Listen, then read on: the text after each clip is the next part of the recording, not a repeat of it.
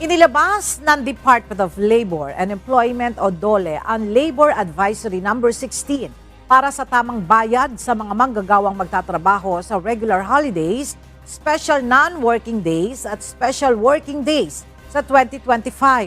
Ang mga regular holidays tulad ng January 1, April 9 at December 25 ay may bayad na 200% para sa mga magtatrabaho at dagdag na 30% para sa overtime. Samantala, ang mga special non-working holidays gaya ng November 1 at December 8 ay may dagdag na 30% sa unang 8 oras ng trabaho at 50% kung ito'y rest day. Para naman sa special working holidays, ituturing itong ordinaryong araw na may bayad na 100% para sa unang 8 oras ng trabaho.